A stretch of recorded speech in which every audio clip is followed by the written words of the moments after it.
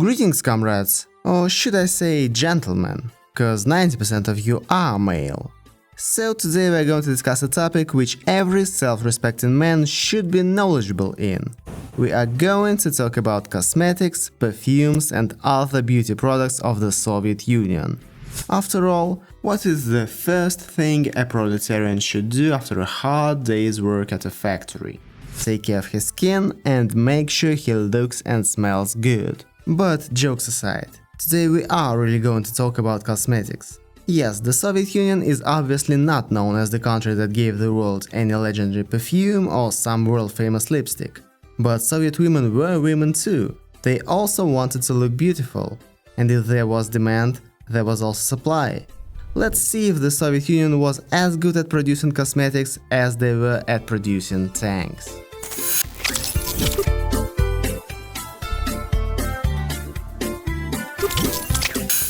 So today's topic is a rather unusual one, both for my channel and for the Soviet Union as a whole, I guess.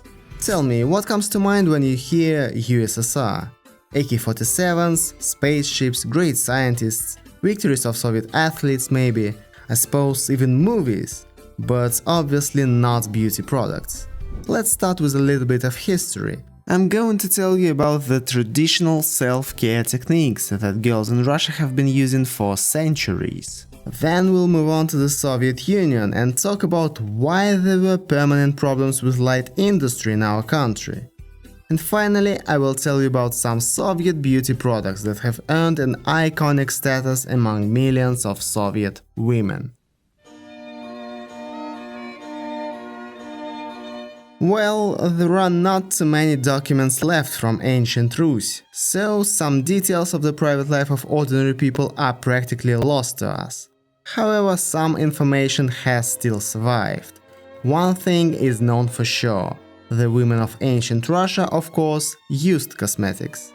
First, ancient Rus was closely connected both culturally and politically with Byzantium, and cosmetic products were very widespread there.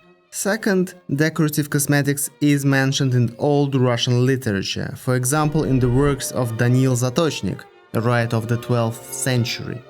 Apparently, cosmetics became widespread around 15th century, and according to some sources, many Russian women began to use it without understanding the limits. The women in Muscovy have an elegant appearance and a plausible beauty of face, but their natural beauty is spoiled by useless rubbings. They smear their faces in such a way that you can almost see the paint from a shooting distance, writes Anthony Jenkinson, the English ambassador to Russia under Ivan the Terrible. The famous and respected scholar traveler Adam Olerai confirms: in the cities, women are overly flushed and white. It is done so roughly and prominently that it seems as if someone ran a handful of flour over their face and dyed their cheeks red with a brush. And it is worth noting that the cosmetics popular in Russia at that time were often poisonous. Lead whitewash gradually corroded the skin, leaving permanent dark spots. Eyebrows and eyelashes were blackened with a mixture of grease, oil and poisonous antimony. Sulfurous mercury was also used in rouge and hair dye, and mercuric acid was used to soften the skin. All in all, a complete package for the early death of beauty overdose. However, all of this was the lot of city dwellers, precisely wealthy city dwellers. Those who were deprived of the pleasure of buying imported tempting potions had to settle for homemade ones. And natural remedies for self-care were quite good. Decoctions of nettles, rose hips, cucumber and parsley juices are still used in shampoos and other beauty products. As for the decorative cosmetics, now that's where the peasant women had to act creatively. Flour and ground chalk were used to whiten the skin, and grated berries, raspberries or cherries were good substitutes for rouge. Beads also gave a delicate, almost natural blush, but it was mercilessly smearing. Scarlet cheeks could also be achieved by purely mechanical means, rubbing the face with a rough cloth before coming out in front of the guests, or rubbing yourself with dried and powdered freshwater sponges. The eyebrows could always be painted over with some soot, for there was always plenty of it at hand. The trend of beauty was actually absolutely the same for noble and peasant women: black eyebrows, red cheeks, white skin. Peter the Great was a man who put an end to all this colorful mayhem. Like all other spheres of life in Russia, this sphere was subjected to the corrupting influence of the West. Blushes, perfumes, and other beauty products which were popular in Europe became widely available for Russians. Makeup became much more moderate, but men began to use it as well. All members of the aristocracy at that time were bleached, blushed, they sprinkled their wigs with fragrant colored powder, they passionately lined their eyes, made the most complicated hairstyles, and made artificial beauty marks. Only in the 19th century colorful decorative cosmetics finally went out of fashion. So that by the arrival of the USSR almost no authentic and unique cosmetic products remained. They were all replaced by trendy French analogues. So did the Soviet state have to create this entire industry from scratch?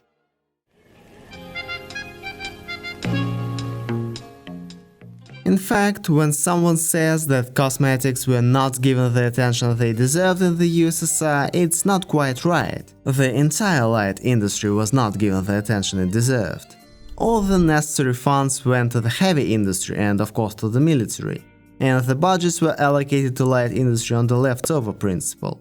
And this was logical. After all, the country first went through revolution, then industrialization, then war, then recovery from the war, and then the constant threat of the war. No time for cosmetics. But still, beauty industry enterprises were functioning from the very first years of the USSR. And as you might have guessed, these were enterprises founded back under their emperors. The pillars of the cosmetic industry in the USSR were the Moscow factories called Svoboda and Novaya Zarya. The first of them was founded on the basis of the perfume enterprise of French citizen Alphonse Rallet. The second was an heir of a soap factory of Henri Brocard, a Russian entrepreneur with French roots. Both were nationalized immediately after the revolution. However, in the 1920s, ordinary Soviet women did lead a rather ascetic life. They were busy building communism on an equal footing with men. Besides, the Soviet Union really lacked resources. In the 1920s, there was a shortage of animal fat, the main ingredient in the manufacture of perfumes and cosmetics. Later, there was a shortage of essential oils and chemicals, which the Soviet Union did not produce, and the Soviet leadership did not consider it necessary to spend precious money on importing the main components of perfumes.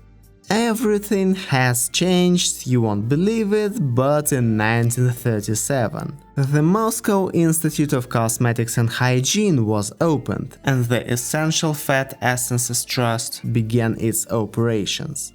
It was run by the wife of a high-ranking Soviet official, Vyacheslav Molotov, and produced cheap soap, perfume, mascara, lipstick, powder, cream, and other cosmetics in huge quantities. This trust surpassed the whole country of France in production volumes and ranked third in the world. All this served one purpose: teaching people to take care of their bodies. At that time, the sex symbol of Soviet fashion was the female worker, who managed to succeed at home, in public affairs, and at work simultaneously. At the same time, she did not forget to look after herself, always looking tidy and fresh, but not vulgar. Cosmetics were actively promoted with interesting posters in the style of socialist realism and Art Deco. You have to agree, it all sounds pretty surreal. 1937 and all these posters, but that's how versatile the Soviet Union was. The more surprising is the fact that all this variety of cosmetics literally disappeared after the war, which made cosmetics and perfumes the most scarce products in the 50s and 60s. And this led to the fact that each of the more or less decent products on the Soviet cosmetics market began to be used by almost every single female in the USSR. Let's go through these items individually. And the first place goes, of course, to the famous mascara Leningradskaya. It was unusual in the fact that it was a hot bath that had to be soaked before it could be used. Usually girls would just spit on it, scrub it with a small brush and then apply it to their eyelashes. By the way, it provided really good results. But it had to be applied quickly so that eyelashes wouldn't stick together. And if it came into contact with the eyes, irritation was guaranteed. However, it was still a bestseller. There was no alternative. It is the same with eyeshadows. Let's watch the irony of fate. Blue, green and grey eyes of the heroines. Служебный роман? Exactly the same. Ivan Vasilievich? The same. Why? Because there were practically no other shades. More precisely, they did appear, but already in the 80s, and became a real hit among young people because of the cheapness and the huge number of bright colors. It was considered cool to use several colors, for example, to use blue eyeshadow at the outer edge of the eyelid, then emerald, then dark blue, and make the space under the eyebrow purple. Today, of course, it looks very strange. Let's move on to the most famous foundation of the Soviet Union, a cream called Ballet. It had a very dense texture that resembled window putty and created a smooth mask effect on the face. To keep the face from looking like a mask, it was mixed with moisturizing cream, which made it look more or less decent. But the worst thing was that it came in exactly one shade. Do you have darker skin? Bad luck. But there were surprisingly many powders in the USSR, which were produced in very beautiful boxes, especially their pre-war versions. Soviet beauties did not have much choice in choosing lipsticks either. They were all matte, didn't set well and wore off even worse, and you could choose from bright pink, carrot and brown shades. By the way, while reading about the Soviet lipsticks, I came across a widespread opinion that it contained bull semen. But people are divided on this. Today some people believe it's true, while others think it's just a scare story invented by Soviet mothers to protect their daughters at a young age from excessive lipstick usage. I guess we'll never find out the truth. As a hygienic lip balm and transparent gloss, Soviet young ladies used Vaseline, which came in round tin boxes. As for hair care, it was also quite modest. If you want to lighten your hair, you can choose either hydrogen peroxide or chamomile decoction. If you want to dye it, you have a choice. Either fiery red hair from henna or indelible black after basma. And for styling there was this kind of spray, Prelest. It glued hair together for 3 days at once. In the end your hair looked more like a wig, but it stayed put. Nail polishes were not diverse either, with pink, beige and red tones. That's why women often had to be creative. They added blue ink, brilliant green or even sequins made from crumbled Christmas toys or tinsel scraps to their nail polishes, obtaining unique color combinations and shades. Naturally, there were foreign analogues for all these cosmetics, but it was virtually impossible for a mere mortal to get them in the USSR. French lipstick or Italian eyeshadows were available only to a select few, and were the ultimate dream of any woman. And finally, perfume. By the way, everything was slightly better with perfumes in the USSR. There were even some really interesting specimens. For example, Kremlin perfume with a bottle in the form of the Tower of the Moscow Kremlin. But the best seller in the USSR was not them, but the perfume called Red Moscow, the bottle of which also resembles the outline of the Kremlin Palace. This perfume was a favorite of Lyubov Orlova, Valentina Tereshkova and almost every single woman in the USSR. It is literally one of the symbols of the Soviet Union, although it was invented before the revolution. The floral chiffre favorite bouquet of the Empress was created by the perfumer August Michel at the Brocard factory in honor of the 300th anniversary of the Romanov house, for Empress Alexandra Feodorovna. According to one version, Auguste Michel moved to France in the late 1920s and participated in the creation of Chanel No. 5, which explains some similarities between Red Moscow and the legendary French fragrance. Red Moscow was considered the choice of mature women, and for younger girls there were lighter and fresher options: White Lilac, Silver Lily of the Valley, Stone Flower, and many others. By the way, Soviet men were not neglected by perfumers either. They were given a wide choice of colognes, the most popular of which was the so-called Triple. It contained 64% of alcohol, so you can understand why it was so popular. For the most part, Soviet men did not wear perfume, but used it as an aftershave.